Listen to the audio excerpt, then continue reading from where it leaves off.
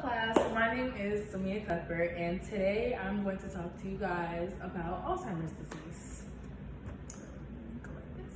So before I get started, we're going to watch a little clip about a real life scenario of a woman who has Alzheimer's, and her daughter is going to explain what it's like living with someone with Alzheimer's, and we're going to see a few clips of her mother, and you just get to, feel the experience of somebody who actually has Alzheimer's disease.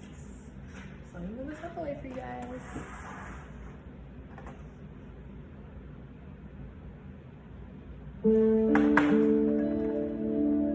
I don't have my mother anymore. She's there, but maybe that sounds really bad to say. I remember what she was like when she didn't have this disease. Everybody gets weaker as they get older, but not everybody loses their memory the way Alzheimer patients do. It's kind of heartbreaking. She's 87 years old, and she grew up in Brooklyn, New York, and she taught for many years, 25 years, in New York City schools. Day-to-day life with her is she can remember anything from a long time ago. I am a school teacher, yeah. I do special education, and some of the kids have a lot of problems. But I hug them, and I take good care of them, and they love me. She remembers her address from, like 40 years ago. You ever been to Brooklyn? I've never been there. That's where I'm from. 915 East 17th Street, Brooklyn, New York. That was where you grew up? Or? 11630. But day to day, her memory is there is no memory. So do you know what the date is today? What the date is? What the date is, yes. I don't know. Alzheimer's disease is at its core a disorder of inability to form new memories. People view it as just part of aging and something that has happened. And I think that's really hampered our ability to get a cure. I'm going to ask you to walk in the hall a little bit. Can you do that for me? Are you Dr. Wayne? I am. Yeah, I like you. Well, thank you. Where's your The Alzheimer's disease, the other neurodegenerative diseases are not just things that are happening to people. They're things that are happening to whole families. And we have to realize that. And I think that one of the things that the Revo Center is really good at is recognizing that. And it's because it was built by a mom. Okay. So, we got a little taste of somebody who has encountered Alzheimer's and lived with it, and someone who has taken care of somebody who had Alzheimer's.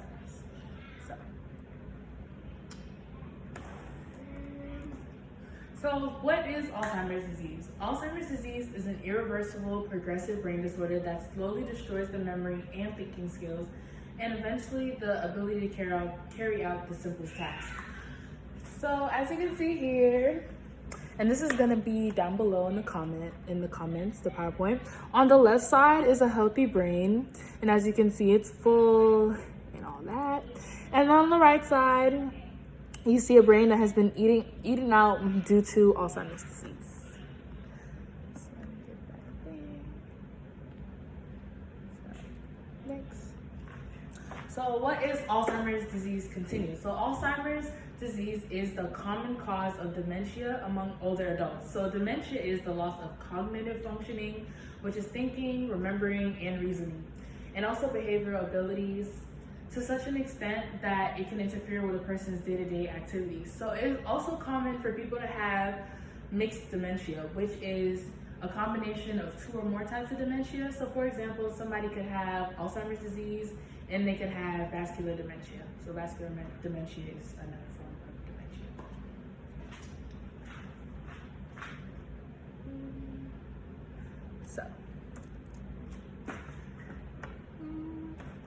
Sorry guys.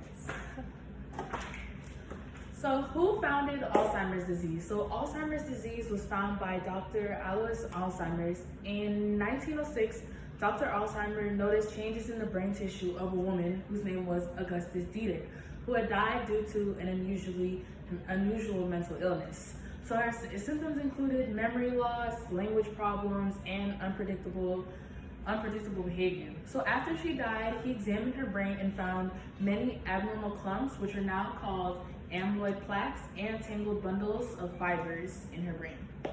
So this is Dr.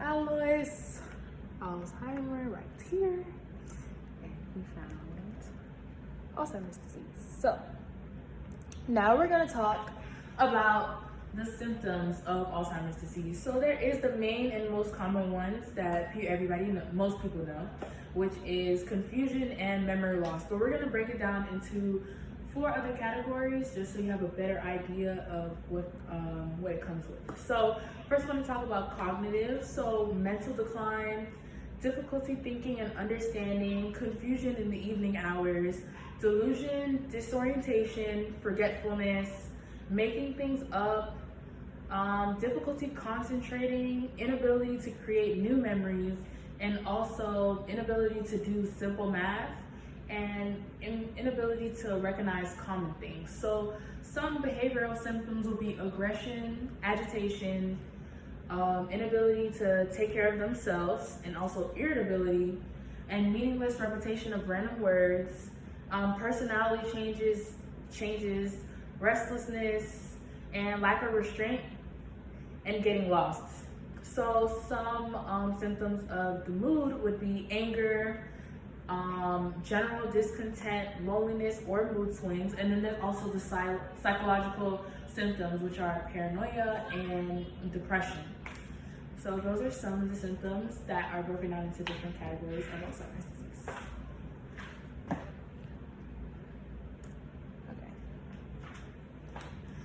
So a lot of people think that Alzheimer's disease is just something that happens when you get older, but there is a difference between normal aging and Alzheimer's disease. So with normal aging, most people who are getting older tend to not remember a memory that happened probably a year ago, but somebody with Alzheimer's disease won't remember something that happened a day ago or maybe even a week ago. And there's also, with normal aging, they might not remember an acquaintance from a long time ago, and then someone with Alzheimer's won't recognize a very close relative, a very close friend, and things of that nature. So, and people with normal aging occasionally struggle to find words, but people with Alzheimer's disease frequently pause in between their sentences and don't actually remember the words that they're trying to say. People with normal aging are more concerned, I should say, about their memory when their family members aren't, because, you know, it comes with old age and it's regular, it's normal. And people with Alzheimer's disease, their family, friends, close relatives are worried about their memory, but they have no sense of losing memories or having any memory problems.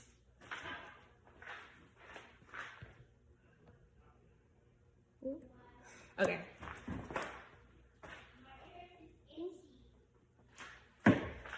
So now we're going to talk about the effects of Alzheimer's on the brain. So at first, Alzheimer's disease typically destroys the neurons and their connections in the parts of the brain involving memory, including the entorhinal cortex and the hippocampus. So it later affects the areas of the cerebral cortex, which are responsible for language, reasoning, and social behavior, which we already learned. So eventually, many other areas of the brain are damaged, and over time, a person with Alzheimer's disease gradually loses his or her ability to do day-to-day tasks and functioning independently, and more than likely they'll need around-the-clock assistance or somebody to assist them throughout the day. It depends on if they're early onset Alzheimer's disease or later onset Alzheimer's disease. So as you can see here, this is a picture of an MRI of a normal brain, normal healthy brain, and on the right hand side we see somebody who has Alzheimer's, and as you can see the difference, the brain has been eaten out and there are more spaces in between on this side. So, treatment for Alzheimer's. So unfortunately there is no cure, but medications can help resolve symptoms.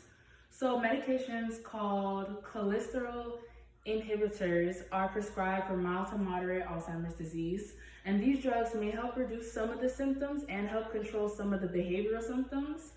So some of these medications are called Razidine, Exelon, and Aricept. So those are some of the medications that could help with Alzheimer's disease, but unfortunately there is no cure.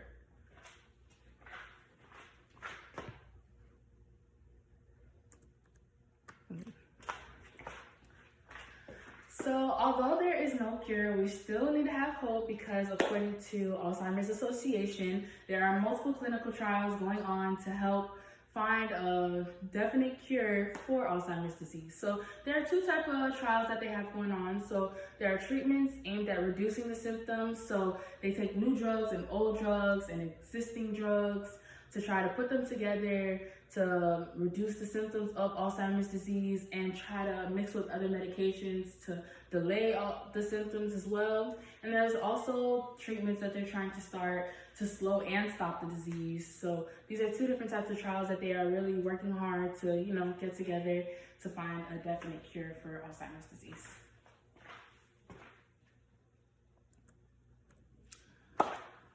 So this slide is from my sources, just in case you wanted to go read up a little bit more about clinical trials or see where I got my information from. But as of that, thank you guys so much for tuning in, and you guys have a good day. I hope you guys learned about Alzheimer's disease. Thank you.